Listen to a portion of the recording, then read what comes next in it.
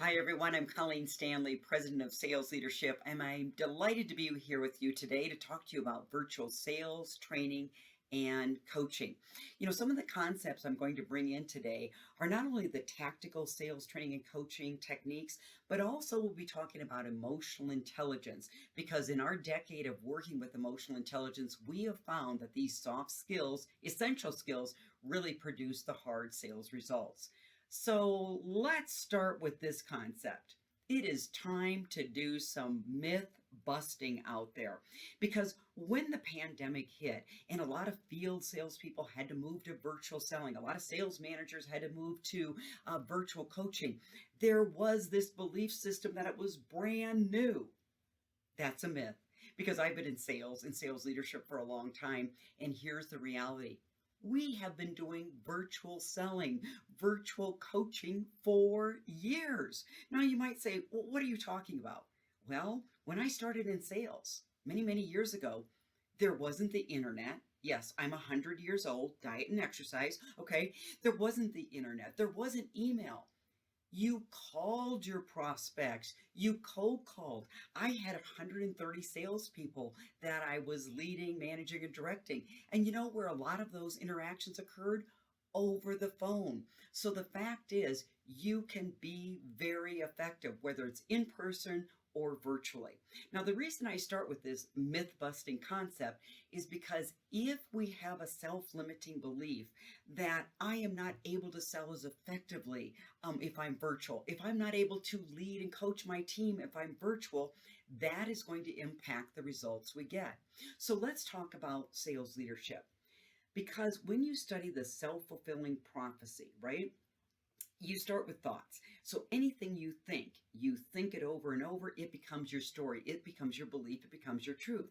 Now, with that story, there can be some associated emotions. So for a sales manager, it might be, I'm just not as good if I'm virtual. I can't motivate my team unless we're all in the same room. Well, if that is your belief, then your emotion might be, why bother? And that affects the actions you take, which ends up with a result that actually ends up supporting your self-limiting belief. But what if you changed your thoughts and changed your belief too? You know what? This is the new normal. It is probably going to be hybrid. We may be virtual forever. And you know what? My belief is I'm optimistic. I can learn new skills where I can be as effective selling, coaching, training virtually as I was in person.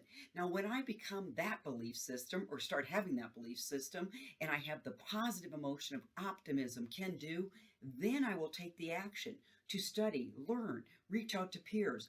How can I train and coach virtually as well as I did in person? Watch your thoughts. But now, one of the self-limiting belief systems you will need to coach as a sales leader is your salesperson's self-limiting thoughts, which now become their belief, their story. So theirs might be, I'm just not as good selling via video, via the phone. And because I don't feel like I'm as good, my emotion might be, why bother? Or I give half of an effort. I don't really take the appropriate actions to get better at selling virtually, which supports my self-limiting belief. So one of the areas we have to work on as sales leaders is changing your salespeople's thoughts, which changes their belief, which changes their stories. So for example, you may say, hey, where is that belief system coming from? Are your customers saying that they don't like selling over video? Are they saying you're not building rapport? If you learn to change your belief systems, which I did during the pandemic, my belief system was this: we are going to become as good at training and coaching virtually as we were in person. I didn't settle for, well, we're going to deliver pretty good training, virtual instructor led. No, my belief, my goal was there is a way to do this where people are going to walk away from virtual instructor led saying, that was a great training.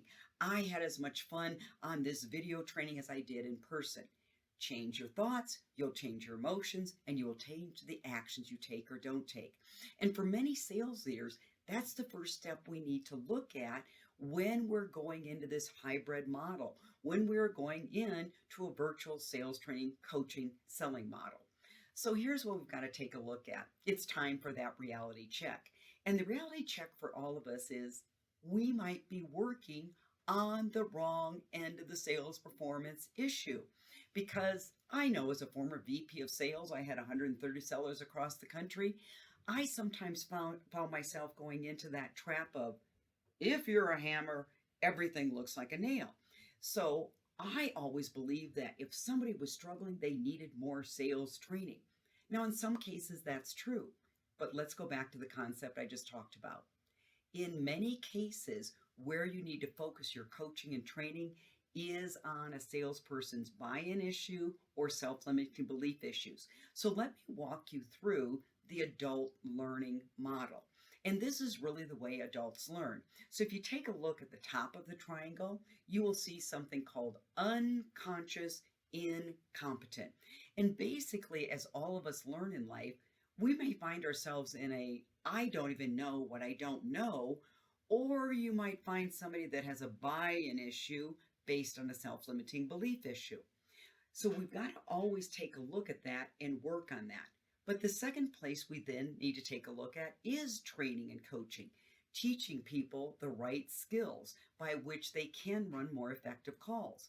But here's where most sales leaders fall short. They engage in something I call one and done training. Now let me explain. I taught the sales team the skill once. We role played 2 or 3 times. And the reality is, for human beings to master new skills, habits, and responses, they have to practice a lot. In fact, in my first book, Emotional Intelligence for Sales Success, I encourage sales managers and sales leaders to practice 144 times. Because by that time, you've practiced enough where you form those new neural pathways in your brain where you are finally achieving mastery, which is where I'm going next on this adult learning triangle.